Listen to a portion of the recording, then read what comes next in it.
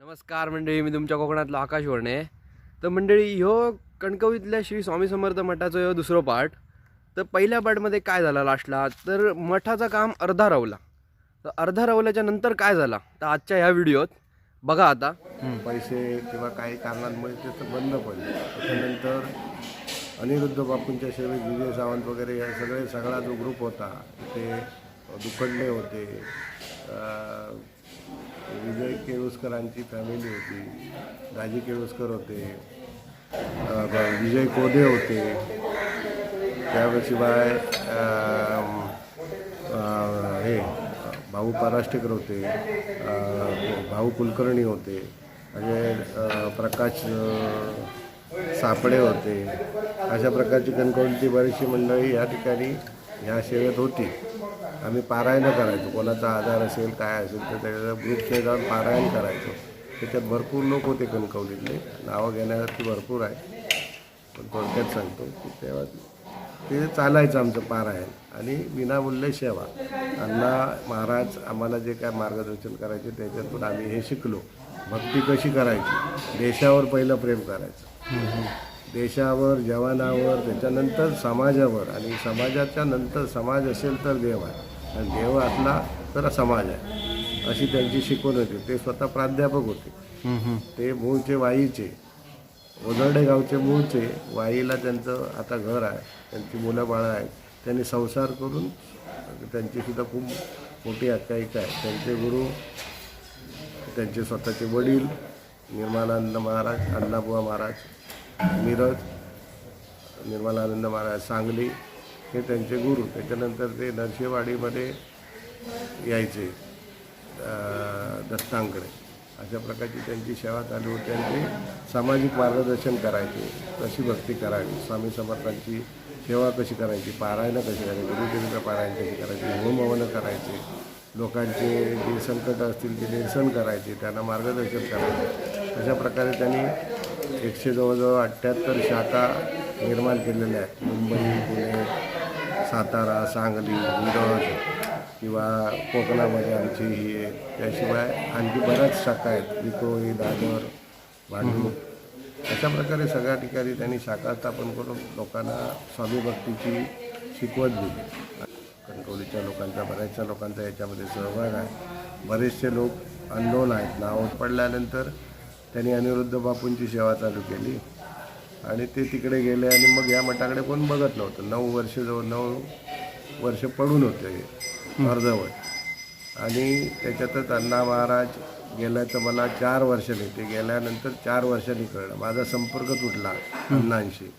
4 वर्षांनी मला ते कळलं. त्यावेळी माझ्या डोळ्यातून जे अश्रुपात झाला, त्यावेळी मला पश्चाताप झाला की माझ्या गुरुनी हे काम जे ठेवलेलं आहे, त्यांनी मला आशीर्वाद दिलेला होता की ही कणकवलीची शाखा खूप मोठी होईल आणि ते तीर्थक्षेत्र बनेल. अशा प्रकारचे त्यांचे आशीर्वाद होते. ते अपुरे राहतात की काय, हा प्रश्न पडला. आणि मी एक दिवस मग ह्या चौतऱ्यावरच साफ करून, त्याच्यापूर्वी मी शिवडावात गेलो आणि नाडकर्णी सरांना सांगितलं की मला माझं मठ पूर्ण होऊ दे असं स्वामींना सांगा. त्यांनी नारळ ठेवला, तो नारळ माझ्या हातात दिला आणि म्हणाले तुम्ही चौतऱ्यावर नेऊन ठेवा, तोपर्यंत थांबू नका. आणि त्यावेळीच मी जवळजवळ कलेश्वर वगैरे इथल्या स्थानदेवतांना 5-6 नारळ फोडले. त्यावेळी 12 ते 13 माणसं जमा झाली ह्या चौतऱ्याकडे. आणि नंतर आम्ही साफसफाई केली. त्याच्यामध्ये अमर पारकर, साबाजी मेस्त्री असे लोक मला मदतीसाठी आले. त्यानंतर सुशील वाळके, त्याच्यानंतर सुशील वाळकेंच्या अनुषंगाने काय माणसं आली. कलेश्वर मंदिरामध्ये एक दिवस विजय पोळ भेटले आणि त्यांनी बाबा दादा तुमचं मंदिर मी पुरं करतो अशी एक मला हे दिली. म्हणून त्यांना सांगितलं बाबा तुम्ही बघा आणि पुरं करणार असाल तर छोटंसं करून मला द्या. तुमचे जे काय पैसे होते, माझ्याकडे सध्या काय अशी रक्कम नाही किंवा काय नाही, तुमचं काय होईल ते मला सांगा, मी तुमचा कायम ऋणी राहील आणि जसं मला मिळेल तशी तुम्हाला मी पैसे देईन. माझ्या बोलीवर आम्ही विजय पोळ आले. त्यांनी बघितलं, 4.5 लाखाचं प्लॅनिंग केलं आणि तो चौतारा झाला.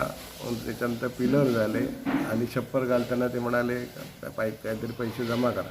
तेव्हा राजू सावंत, वर्षा सावंत या दोघांनी जवळजवळ 4 चिरे, त्याशिवाय मुरलीधर नायकांची ते खडी टाकलेली होती पूर्वीची. भाऊ पराठकरांनी सिमेंट दिलेलं होतं, काही बंड्या नाडकर्णी यांनी शिगा दिलेल्या होत्या. असं इथे साहित्य पडलेलं होतं. त्यात विजय नायकांनी काय काय मदत केलेली होती.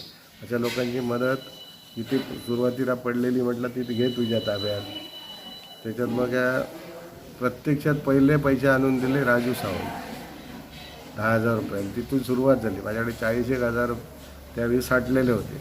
मी विजय पवारला सांगितलं माझ्याकडे 40,000 आहेत, आता 4.5 लाख होणार असतील, 4 लाख तू खर्च कर, तुझ्यानंतर आम्ही देऊ. तो मला मी किल्ली देतो. ह्या म्हणजे स्वामींच्या मंदिराची स्थापना कधी झाली, म्हणजे किती साली? साधारण 96ला पायाभरणी आणि 2008 सालामध्ये याची साधारण एक आराखडा तयार झाला. हा पूर्ण? हा वरचा चौतरा. हां हां आणि त्याच्यानंतर आम्ही हे कार्य चालू केलं.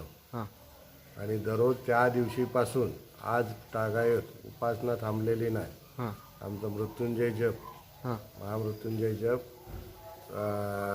आणखी बाकीचे असे जप आहेत ते भजन स्वरूपामध्ये आम्ही दररोज करतो.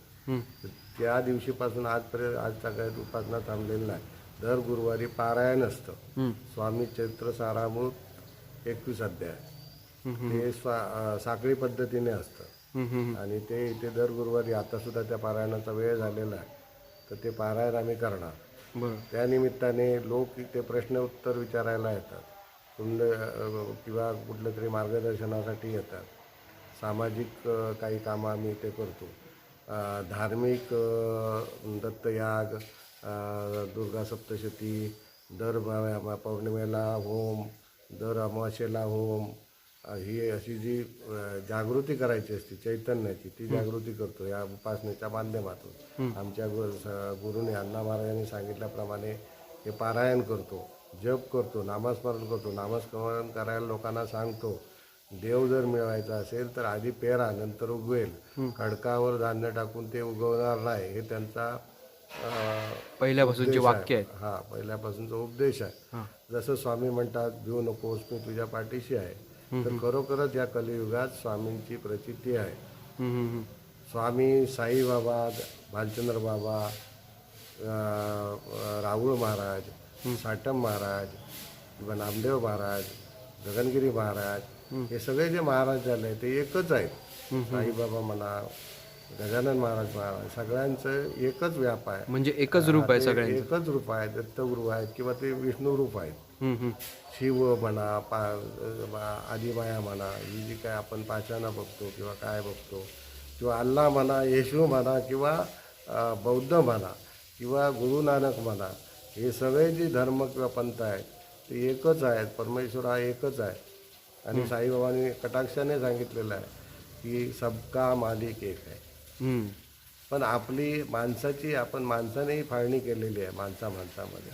कोण सधन आहे, कोण गरीब आहे, कोण एका विचाराचा आहे, कोण दुसऱ्या विचाराचा आहे. आणि तसा तो देव मानायला लागला. आणि ही आम्ही तसं नाही. आम्ही जसे आमचे आधी स्वामी समर्थ महाराज यांच्याकडे कुठलं वस्त्र नाही किंवा कुठली विद्या वगैरे नाही, ते सर्व श्रेष्ठ आहे. ते गोटी हातातून फिरवतात, म्हणजे पृथ्वीला हातातून ते गती देतात, असं त्यांची थोरवी आहे. आणि हे जेव्हा महत्त्व कळलं तेव्हा आम्ही या भक्ती मार्गात आलो. ते प्रचिती आली, माझ्या स्वतःच्या जीवनामध्ये परिणाम झाला, इतर माझ्या कुटुंबामध्ये परिणाम झाला, समाजामध्ये परिणाम झाला. आणि तिथूनही सेवा चालू केलेली आहे. दर गुरुवारी अशीच असते. इथे अन्नक्षेत्र चालू झालं, सगळ्यांचा सहभाग आहे, सगळ्यांची सेवा आहे. सेवेकरी मंडळी भरपूर आहेत. आता सेवेकरी मंडळी जशी असेल तशी अन्न क्षेत्राची आम्ही हे करतो. कोरोना काळात हे सगळं बंद पडलेलं आहे, तरीही उपासना जागृत ठेवलेली आहे. 2, 4 किंवा 5 माणसांच्या उपस्थितीत आरती चालू असते. दर गुरुवारी 3 वाजता पारायण, नामस्मरण, त्याच्यानंतर म्हणजे भजन, नामस्मरण, त्याच्यानंतर ग्रंथवाचन, त्याच्यानंतर स्वामीचरित्राचं वाचन सामूहिक पद्धतीने, त्याच्यानंतर मानस उपासना. गुरुवारच्या निमित्ताने जर संदेश द्यायचा असेल तर पेरा म्हणजे उगवेल. तसं खडकावर पेरून त्याचं पिकेल असं कधी आपण मनात आणू नये. माणसाला भरपूर प्रसंग येतात, त्याचं प्राक्तन असतं, त्याची पितृकृपा अवकृपा. पहिला आईवडिलांवर श्रद्धा ठेवा, नंतर परमेश्वरावर ठेवा. आणि परमेश्वर हा कधी रागवत नाही. आई वडील रागवतात, ते ग्रहरूपाने आपल्यासमोर आपल्या चांगल्या वाईटामध्ये साथ देणारे ते असतात. त्यामुळे लोकांवर आपत्ती येते, संकट काळ ओढवते. त्या संकटातही परमेश्वराचं नामस्मरण जर असेल तर सगळं तरुण जाईल आणि कुणावर संकट पण येणार नाही. फक्त प्रार्थन असतं म्हणून रामाला 14 वर्ष वनवास भोगावा लागला. कृष्णाला जन्मजात नदीच्या पलीकडे जावं लागतं. कारण आपण मनुष्य आहे, आपल्याकडून तेवढी सेवा होत नाही. आपण सांसारिक सुखाची आशा बाळगून असतो. बंगला झाला पाहिजे, गाडी झाली पाहिजे, मुलं झाले पाहिजे, त्यांना नोकरी मिळाली पाहिजे. हे जे व्यावहारिक जी सुखं आहेत, सांसारिक सुखं आहेत, ती मागण्याच्या मागे आपण लागलेलो असतो. आणि प्रत्यक्ष भेटत असताना कुठेतरी देवाला तिला हाक मारायची, त्याला नवस करायचे.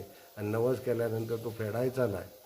आणि देव देतो आहे ते नवसाने देत नाही, तुमच्या कर्मानुसार देतो. नवस केलात ही बोलापुलाची गाठ असते, फांदी तुटायला कावळा उडायला. तसा एक योगायोग येतो. मराठी मातेला कोणी नवस करतात, 8 लाख 12 लाख माणसं येतात, 12 लाखांचं काम होत नाही. त्या दिवशी 120 लोकांचं पण काम होत नाही. ज्यांचं प्राक्तन त्याच्याशी जडणघडण झालेलं असेल, जे त्यांना मिळणार असेल त्यांनाच ते मिळतं. नवस करून काही होत नाही. तुम्ही प्रत्यक्षात कुठल्याही तुम्हाला आवडत्या देवतेची उपासना करा आणि मार्गस्थ व्हा.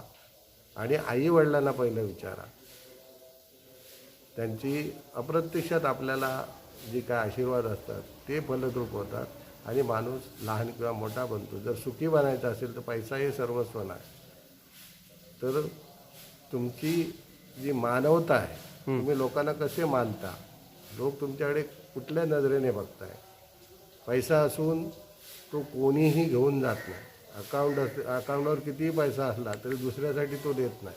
तर काका मला एक सांगा की ना, इकडे आजूबाजूला ना देव आहेत, तर त्यांची स्थापना तुम्ही कशामुळे केली? गणपती, परत शंकर, परत आणि कुठले कुठले देव आहेत ना, त्यांची स्थापना कशामुळे केली? प्रश्न चांगला आहे. आम्ही समर्थ हे साक्षात ईश्वर आहेत, परात्पर गुरु आहेत. आणि सगळे जे देव आहेत हे त्यांच्यामध्येच विलीन झालेले आहेत. आज ह्या कलियुगामध्ये स्वामीने म्हटलेलं आहे, कलियुगामध्ये माझा तो कलंकीपर्यंत स्वामीच अवतारात असणार. विठ्ठल हे स्वामींचंच रूप आहे, कृष्ण हे स्वामींचंच रूप आहे, दत्त हे स्वामींचंच रूप आहे, शिव हे स्वामींचंच रूप आहे. पण शिवाची आराधना स्वामी करतात म्हणून इथे पहिली शिवाची, जिथे स्वामींचं मंदिर असेल तिथे शिवाची स्थापना केली जाते. तसंच गणपती ह्या कॉमन आहे, पहिलं गणपतीची आराधना केली पाहिजे. पण मी इथे स्थापित केलेला गणपती धुंडी विनायक आहे. स्वामींच्या प्रेरणेने जे काय स्वामींनी मला दाखवलं तसं मी इथे देवता स्थापन केले. ते राम पंचायतन आहे. माणसाच्या आवश्यक असणारं रामनाम सगळ्यांनी घेणं आवश्यक आहे म्हणून रामाची स्थापना केलेली आहे. इथे कृष्ण पंचायतनाची स्थापना केली आहे. इथे भवानी पंचायतन स्थापन केलेलं आहे. इथे महाकाली पंचायतन स्थापन केलेलं आहे. इथे नवरात्राची देवी स्थापन केलेली आहे. अशा प्रकारच्या सगळ्या देवता म्हणजे सगळेच खूप सगळेच असल्यासारखे आहेत, होय ना? आणि इथे जर एखादा माणूस आला, नवग्रह आहेत, सगळं आहे, इथे जर आला तर तो विनमुख जाऊ नये. त्याची कुठल्या देवावर श्रद्धा असेल त्या पद्धतीने त्याने जरी हात जोडले तरी त्याला जाऊ. अरे अनेकातून एक, जसा कॅमेरामनचा डोळा अनेकांना पाहतो, बरोबर, आणि अनेक त्याला दिसतात पण डोळा एकच असतो, तसं परमेश्वरी एक आहे, लोक अनेक आहेत, त्यांची कार्यपद्धती वेगळी आहे. परमेश्वराचे अवतार पण वेगळे आहेत, पण ते वेगवेगळे आहेत. जशी स्थळं आहेत तशा प्रकारे देश तसा वेश, गुरु तसा उपदेश. अशा प्रकारे देव वेगवेगळ्या ठिकाणी जशी लोकांची मनं असतात तसा तो त्याची व्याप्ती आहे. ईश्वर हा संपूर्ण आम्हालाही म्हणजे मनुष्याला व्यापून उरलेला, झाडापेडांना सगळ्यांना व्यापून तो उरलेला आहे. आणि तो परमेश्वर आपण आपल्यातच शोधला पाहिजे, त्याच्यासाठी नामस्मरण पाहिजे. तर मंडळी, हो स्वामी समर्थांच्या मठाचा व्हिडिओ आवडलो असतोच ना, मग लाईक करा, शेअर पण करा आणि सबस्क्राईब पण करा. आणि मंडळी ना, कणकवलीत हो मठ हा या कोणाक जास्त माहिती नाही, स्वामी समर्थांचा मठ हा तो तरंदळ्यात. तर ना जास्तीत जास्त शेअर करा, जेणेकरून ना सगळ्यांना समजात की हो मठ हा आहे कणकवलीत. तर असे पुढचे व्हिडिओ बघत राहा. चला, बाय बाय, टाटा.